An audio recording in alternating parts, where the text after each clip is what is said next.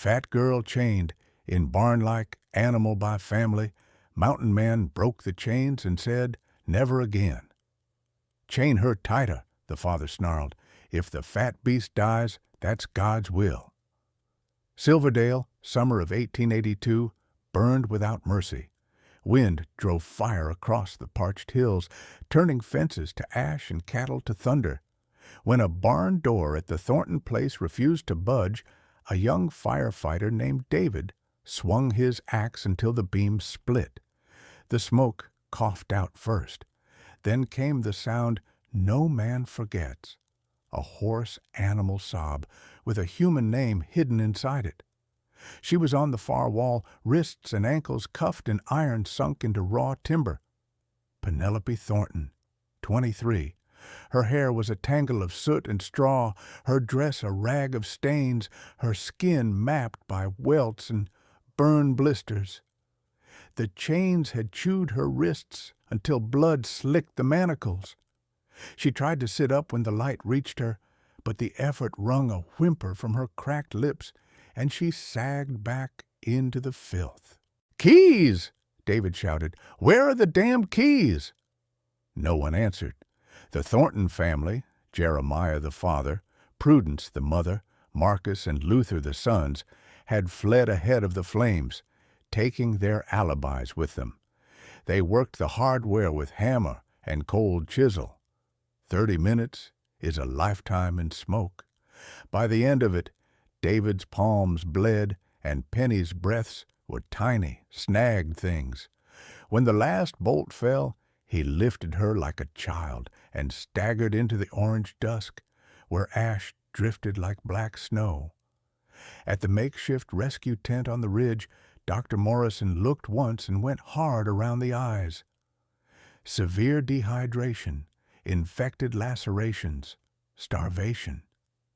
He spoke as he worked, rinsing wounds with boiled water, packing them in cloth, counting ribs you could name like fence posts.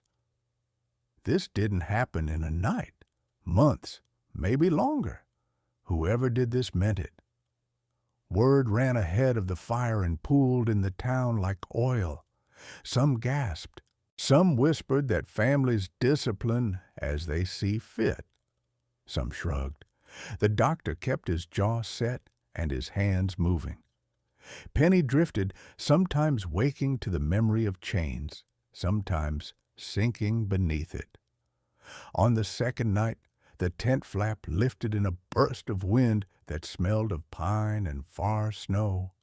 A tall man stood there, hair sun-bleached and tied back, beard trimmed by a knife's patience, eyes the gray of hammered steel. He looked from the doctor to the girl and stepped forward without asking permission. "I'm Isaiah Wolfe," he said, voice low as thunder kept in the chest.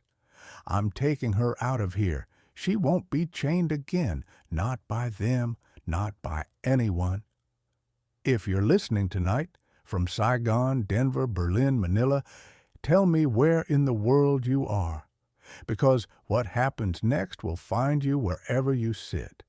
A promise made beside a lantern and a life wrestled back from the fire." Dr. Morrison hesitated, staring at the mountain man who had just walked out of the smoke. Isaiah Wolfe didn't look like a savior. His coat was singed, his hands scarred, and his eyes unreadable. Yet there was something in his presence that silenced the tent. He carried no badge, no authority, only the quiet certainty of a man who did not ask for permission to do what was right. "I don't know who you are," the doctor said carefully, "but she's barely alive. Moving her could kill her." Isaiah knelt beside the cot, one knee pressing into the dirt. His fingers brushed Penny's wrist with a gentleness that didn't belong to a man who'd spent years among wolves and storms. "She's dying here, too," he murmured, "among people who turned away." He met Morrison's gaze. "I have medicine. I was an army surgeon once. I know what to do." The doctor studied him. The lines on Isaiah's face were cut deep by grief, not arrogance. He saw conviction there, worn, scarred, but honest. Finally, Morrison exhaled. "If you mean what you say, take her. But if she worsens, I'll bring her back myself," Isaiah promised. When dawn broke, the townsfolk saw the strange sight of a mountain man riding out through the smoke with a woman wrapped in blankets in his arms. Some crossed themselves, others spat. Penny's head lolled against his chest, her breath barely misting the morning air. The road north wound through burned pastures and skeletal trees. Isaiah rode slow, stopping to wet a cloth for her lips, whispering words she couldn't yet hear. "You hold on, girl. You've already survived hell. The mountain's just the climb back to life." As the hours stretched, he began to hum, a low, steady sound, the rhythm of marching boots and lullabies long forgotten. Penny stirred once, her cracked voice catching in her throat. "Why?" she rasped. "Because someone should have long ago," Isaiah said, "and because no one deserves a chain." When they reached the foothills, clouds had rolled in heavy with the scent of rain. His cabin stood hidden in a fold of pines, weathered but sturdy, smoke already curling from its chimney where he'd left a fire banked. He carried her inside as if she weighed nothing, laid her on a bed of clean furs, and worked through the night, washing wounds, brewing broth, wrapping her in quilts that smelled of cedar and smoke. For the first time in months, Penelope Thornton slept in warmth. In the flickering firelight, Isaiah sat beside her bed, his head bowed. He didn't pray often anymore, not since the war, but he whispered anyway, "Let this one live." Outside, rain began to fall soft on the roof. Inside, the mountain man waited for dawn, and for a life he didn't yet know he was about to save. She had been nothing but a burden in her family's eyes. Now, in the middle of nowhere, she was finally someone worth fighting for. The storm rolled over the mountains like a living beast, howling, biting, alive with lightning. Isaiah guided his horse slowly through the ravine, one arm holding Penny steady against his chest. Every few minutes, he stopped to check her breathing to make sure the cold hadn't stolen her away. Penny drifted in and out of a dreamless sleep. Sometimes she saw flashes of fire, other times the ghostly outlines of faces she once called family. Each time she gasped or whimpered, Isaiah murmured something low, half prayer, half promise. "Easy now, you're safe. You're not there anymore." When the rain grew too heavy, he found a hollow beneath a cliff and built a small fire from the dry bark he always carried in his saddlebag. The flames snapped alive, painting their shadows on the rock. He laid Penny down near the warmth, covering her with his coat. For the first time, her eyes fluttered open. They were hazel, soft, but frightened. She didn't speak, only stared at him as if uncertain whether he was another nightmare. Isaiah met her gaze calmly. "You're hurt," he said. "I'm not here to harm you. You can rest." Her lips moved, cracked and dry. Why didn't you leave me there?" Isaiah stirred the fire, his face half hidden in the glow. "Because I've seen what happens when good men do nothing, and I've done nothing before." The storm faded into the whisper of rain. He poured her a tin cup of warm water mixed with honey, lifted it to her lips, and watched her drink as though the act itself was sacred. When she slept again, he sat awake through the night, his rifle across his knees, the firelight flickering in his tired eyes. By dawn, the world was washed clean. They continued north, up through a narrow pass where mist clung to the pines and snow still crouched in the hollows. The air smelled of cold and stone, but for Penny it was the scent of something she'd almost forgotten. Freedom. She was too weak to speak much, but her mind began to stir. Every step of the horse carried her farther from the barn, farther from the chains.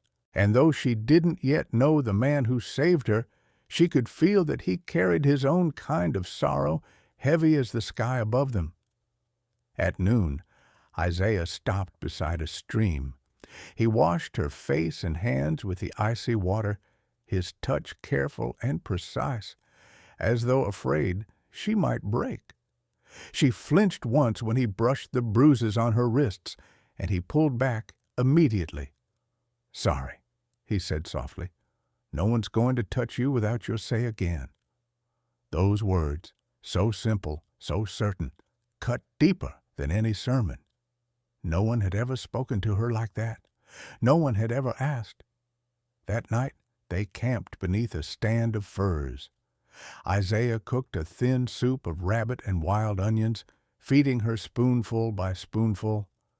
She tried to apologize for being a burden, but he shook his head.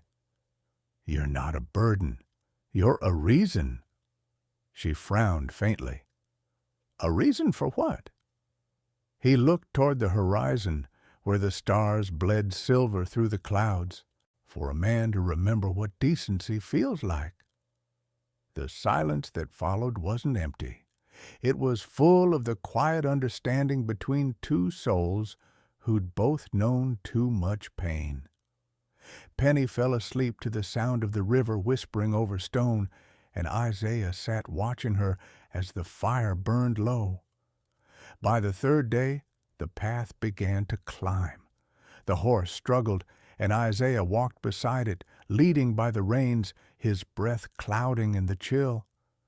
Penny watched him through half-lidded eyes, this solitary giant who spoke little, who worked like the mountain itself, steady and enduring. When at last they reached the ridge, dawn was breaking in ribbons of gold and violet. Below them stretched a hidden valley, a secret bowl of green, untouched by the fire. In its heart, beside a clear stream, stood a cabin built of thick pine logs, smoke curling gently from a stone chimney. "Home," Isaiah said quietly. He carried her inside, set her on the bed nearest the fire, and lit the lanterns one by one. Shelves lined the walls, herbs, bandages, old medical tools, bottles labeled in a soldier's neat hand. It was not a hunter's den, but a refuge. As he worked, washing, dressing, whispering, Penny felt something unfamiliar blooming in her chest. Safety. And when sleep finally took her, it was the first time she dreamed not of chains, but of light spilling through pine trees, and of a man's voice saying softly, "You're safe now. You're free." When Penelope awoke again, the air smelled of pine sap and wood smoke. The sound of crackling fire mixed with the soft murmur of rain outside. She blinked, expecting to see the rafters of the barn, the iron rings on the wall, but there was only a wooden ceiling, warm light, and the faint scent of stew simmering somewhere nearby. For a long moment she lay still, afraid that moving would shatter the illusion. Then she heard boots on the floorboards. Isaiah Wolfe appeared in the doorway, carrying a bowl of soup in one hand and a folded blanket in the other. His broad shoulders nearly brushed the frame, his beard damp from rain. He looked down at her, not with pity, not with fear, but with the quiet focus of a man checking on someone he intends to save. "You're awake," he said simply. "Good." Penny tried to speak, but her throat was still raw. He set the bowl down on the table beside her and poured water from a clay jug, lifting it gently to her lips. She drank, trembling. The water tasted of the mountain, cold, clean, alive. When she finished, he nodded toward the soup. You'll eat slowly, bit by bit. You've gone too long without. She obeyed. The warmth spread through her body like a small fire taking root inside frozen earth. Every spoonful hurt and healed at once. Isaiah sat on a wooden chair across from her, carving something small and shapeless out of pine. This place is safe, he said. No one comes up here but deer and snow. You can rest as long as you need. Penny's voice was barely a whisper. Why are you doing this? He paused the knife mid-cut. Because someone should have. Penny's strength returned in pieces, like a window slowly cleared of frost. Isaiah treated her wounds each morning, changing the bandages with a soldier's precision. When she was strong enough to sit up, he helped her outside to breathe the mountain air. The valley opened before her, green and silver, a river glinting through the trees, wildflowers spilling over the rocks. It was a world she had never known existed. In the evenings, Isaiah read from an old leather Bible, not preaching, just reading. His voice was deep and measured, the words carrying peace instead of judgment. Sometimes he hummed a hymn under his breath while sharpening tools, and Penny would close her eyes, letting the sound wash over her like something holy. She wanted to ask about the war, about the scars that marked his hands, but she sensed the question still lived in his silence, so she let him keep them. The first time Penny stood without help, Isaiah was outside splitting logs.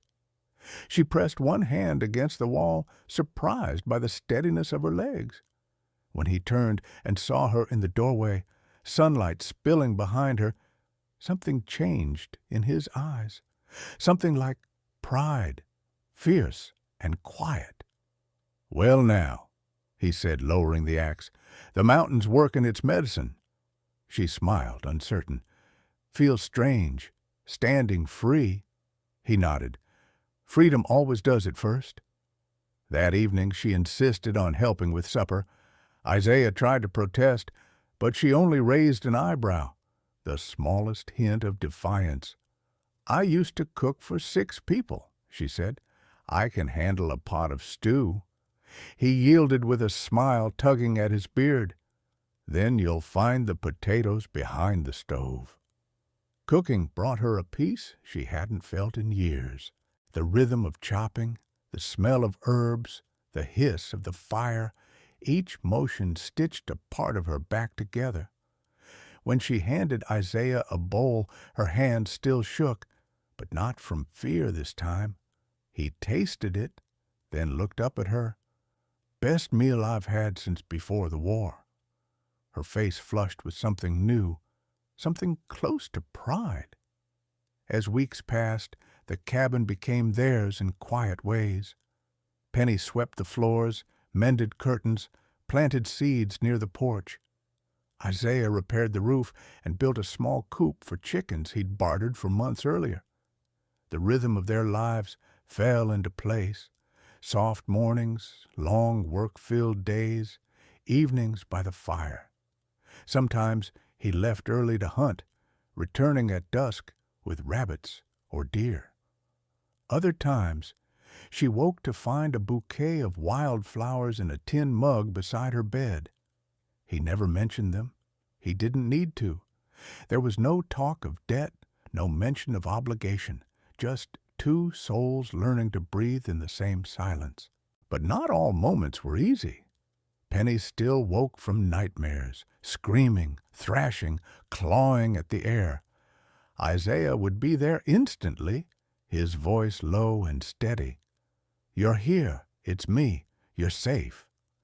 He'd hand her water, wait until her breathing slowed, then sit beside the bed until she fell asleep again. Once, in the pale light of dawn, she whispered, "Do you ever stop seeing it? The past?" He shook his head. "No. but you learned to make peace with the ghosts. By midsummer, Penny had changed. The color had returned to her cheeks. The trembling to her hands was gone.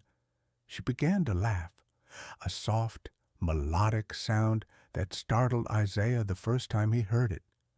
She started to explore, walking to the stream alone, gathering herbs, humming to herself. One evening, she returned with fish on a line and a triumphant grin. "Look," she said, breathless with pride, "I caught dinner." Isaiah looked at the fish, then at her. "Guess I'm out of a job." She laughed again, louder this time. "Maybe, but you can still clean them." That laugh lingered in the cabin long after the fire burned low. As summer deepened, something unspoken grew between them. Isaiah found himself watching her, not the way men in town once did, but with awe. She carried herself differently now, shoulders straight, eyes alive. When she smiled, the world felt lighter. And Penny, though she tried not to, noticed how his voice softened when he spoke to her, how he always turned his face away when emotion threatened his composure. One night, while the rain drummed gently on the roof, she said, "You could have left me there. You didn't. Why?" Isaiah poked at the fire with the iron poker, the glow catching the scars on his knuckles. "Because once someone needed me, and I wasn't there. I swore I'd never fail that way again." He didn't look up, but Penny did something she hadn't done before. She reached out and covered his hand with hers. "You didn't fail this time." He swallowed hard, and for a long moment the only sound was the fire breathing between them. In the small cabin tucked against the bones of the mountain, two broken souls had begun to build something the world had denied them: trust, warmth, and the faint beginning of love. Outside, the first autumn leaves trembled gold in the wind. Inside, the light from the hearth touched both their faces, and neither one turned away. Autumn came early to the mountains that year. The air turned sharp, and the river sang lower between its stones. Isaiah stacked cords of pine wood by the porch, while Penny hung herbs from the rafters to dry. Life had settled into a rhythm so gentle that sometimes she forgot how fragile it was. But peace in the frontier never lasted long. One morning, as Isaiah returned from trapping, he found Penny on the porch with a piece of folded paper trembling in her hands. The color had drained from her face. "It was tucked under the door," she whispered. The paper bore the seal of the Silverdale sheriff. Isaiah read it in silence. The words were short, stamped with authority. "Penny Thornton is to be remanded to her family's custody. Her condition is deemed unstable, and her father, Jeremiah Thornton, her lawful guardian. Failure to comply will result in charges of abduction against Isaiah Wolfe." He felt the blood drain from his hands. The sheriff's name, Edgar Price, was one he knew too well, a man who owed favors to men like Jeremiah Thornton. Penny's voice shook. "They're coming for me, aren't they?" Isaiah folded the paper slowly. "They might try, but you're not going anywhere." Her eyes filled with fear. "You don't understand. They'll twist the law. They always do." "I do understand," he said quietly. "I've seen what men like them call justice." She looked at him, trembling. "Then what will you do?" Isaiah stared out toward the ridge, jaw tight. "Whatever I have to." That night, while the fire cast its restless light across the cabin walls, Penny found Isaiah cleaning his rifle. The silence between them was heavy, something unsaid pressing at the edges. Finally she spoke. You told me once that you'd failed someone before. Who was she?" Isaiah froze. The cloth in his hand went still.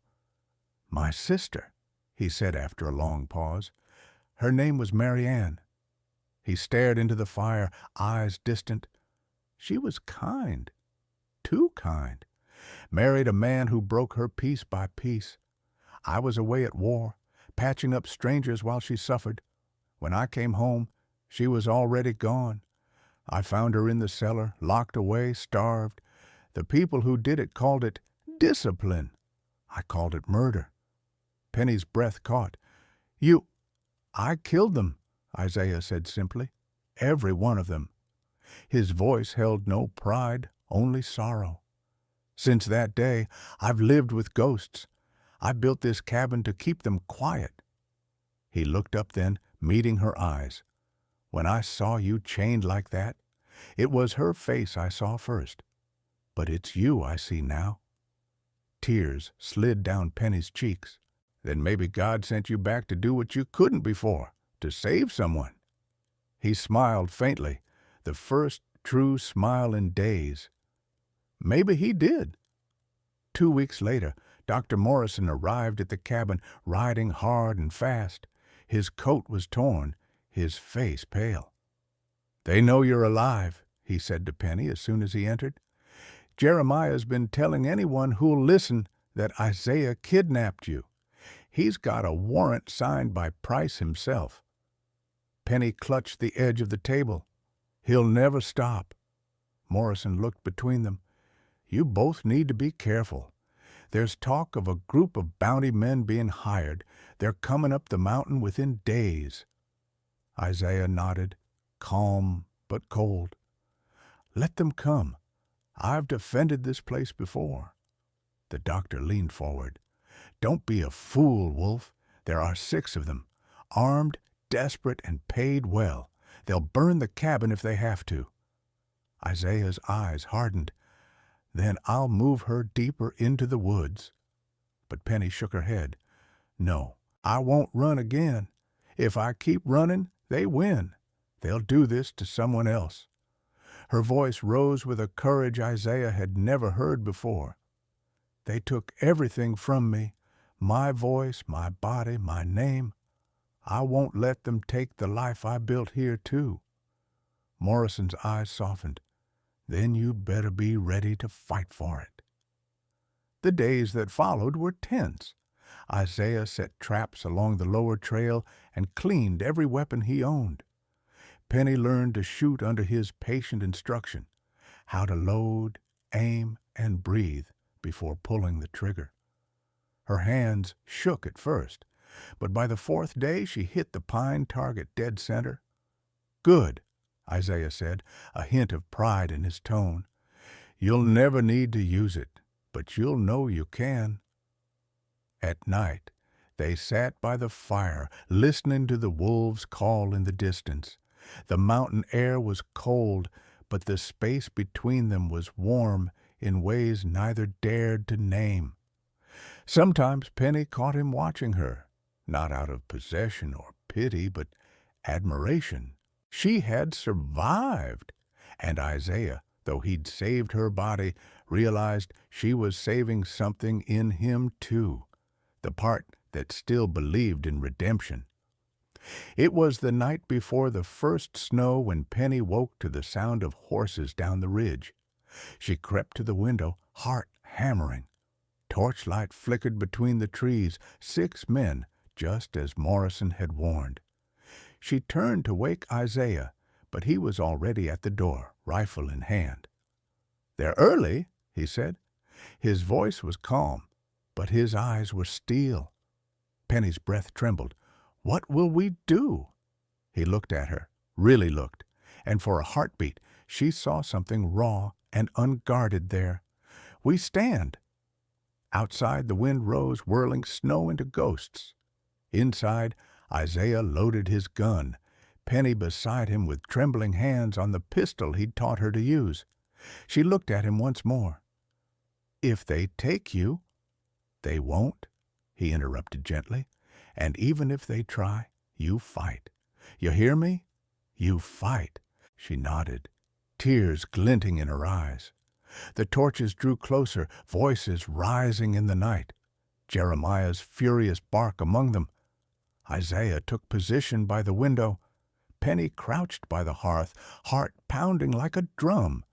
The cabin, once a refuge, now felt like the heart of a storm ready to break. Outside, the snow began to fall heavier, white flakes hissing on hot torches. Jeremiah's voice roared through the dark. "Penny, come out, girl. Your place is with your family." Isaiah's reply came steady and low. "She has a family now, and it's not you." The wind tore the words apart, but the meaning held. The mountain had chosen its side. The night tore open with the roar of wind and men shouting. Jeremiah Thornton stood at the tree line, torchlight staining his face in gold and rage. Behind him, Marcus and Luther gripped their rifles. The hired guns fanned out, boots crunching through snow. Inside the cabin, Isaiah snuffed the lanterns until only the fire's glow remained. "Stay low," he told Penny. "Don't move until I say." She nodded, heart pounding so hard she could taste iron. Jeremiah's voice rang out again. "You can't hide her, Wolf. She's mad. The law's on my side." Isaiah stepped to the doorway, rifle resting steady in his hands. His breath came out white against the dark. "The law," he said evenly, "belongs to the men who write it.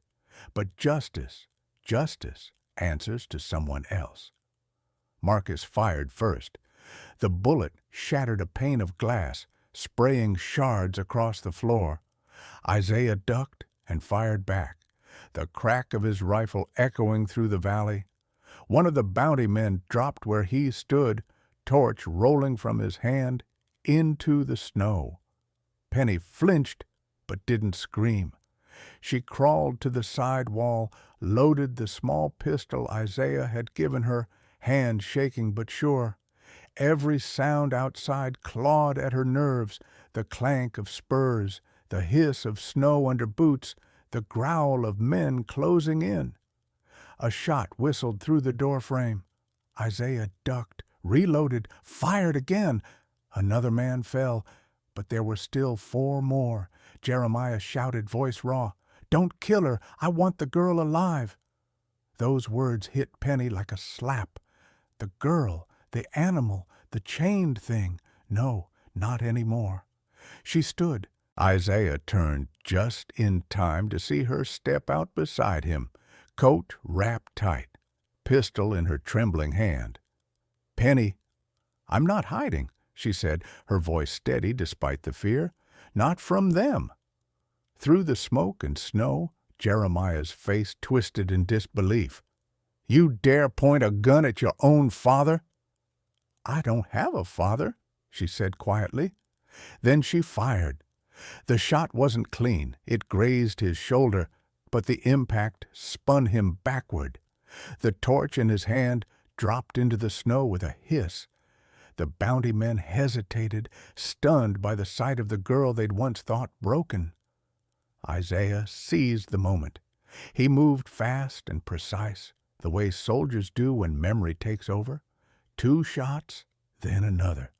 When the smoke cleared, only Jeremiah and his sons were left. The others sprawled in the snow. Marcus lunged forward, rage blinding him. Isaiah met him halfway, rifle swinging like a hammer. The fight was brutal, fast, wordless. Wood cracked against bone. Fists split skin. When it ended, Marcus lay groaning in the drifts, his breath fogging the air crimson. Jeremiah stumbled to his knees, blood dark on his coat. "You'll hang for this," he spat. "You and that fat, worthless—" He didn't finish. Penny crossed the snow between them, lowering the pistol until it hovered inches from his face. "Say it," she whispered. "Say it one more time." Jeremiah's mouth trembled. For the first time in his life, he was silent. Behind them, hooves thundered through the storm. Dr. Morrison and David, the young firefighter, leading a small posse of townsfolk who'd finally chosen to stand on the right side. Morrison swung down from his horse, taking in the scene. The fallen men, the shattered door, the defiance in Penny's eyes. "It's over," he said. "The law's here now, for the right reasons." Penny lowered her gun. Her knees gave out, and Isaiah caught her before she hit the ground. She clung to him, sobbing not from fear, but from release, the sound of chains breaking inside the soul. Jeremiah and his sons were bound with the same rusted shackles they'd once used on her. As the posse led them away, Isaiah stood in the doorway of the cabin, snow swirling around him, Penny pressed against his chest. "They'll never hurt you again," he said softly. "I know," she whispered, "because I finally stopped letting them." Dawn broke slow and golden over the ridge, melting the night snow into rivers of light. Smoke rose from the ashes of the torches, still smoldering in the yard, curling through the cold morning air. For the first time in years, silence didn't mean fear. It meant peace. Penny sat on the porch, wrapped in Isaiah's old wool coat, watching the posse disappear down the trail with her father and brothers in chains. The sound of hooves faded until it was only wind and birds. She breathed deeply, the air sharp and pure, filling lungs that had once known only the stench of barns and blood.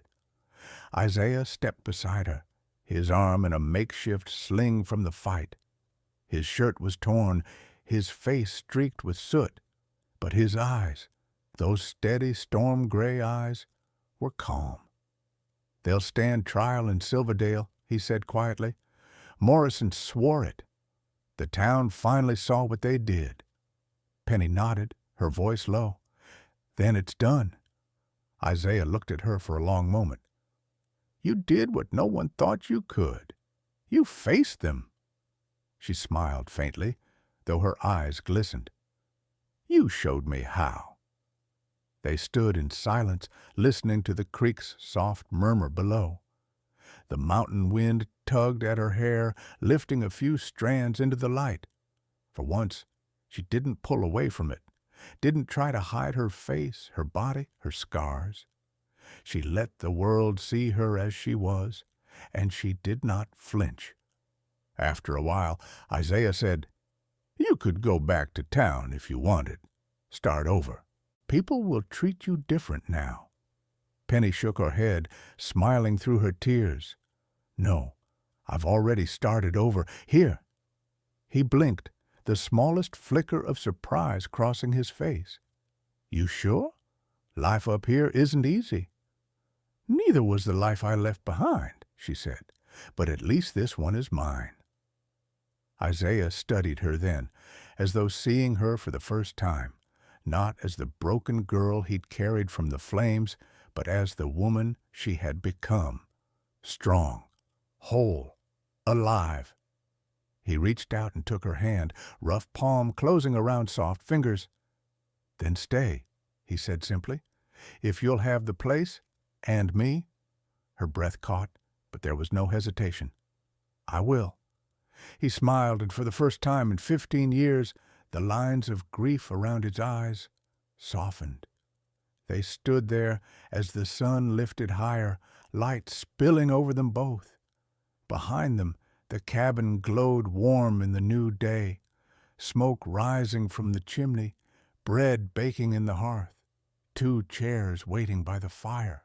There were no chains now, only a promise written in quiet hearts and mountain light.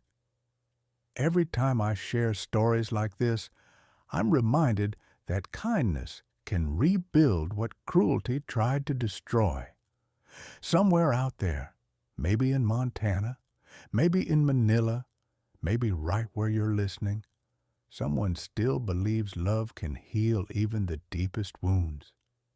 If this story touched you, tell me where in the world you're watching from, because every comment, Every word, every heartbeat reminds us that hope still travels farther than hate ever could.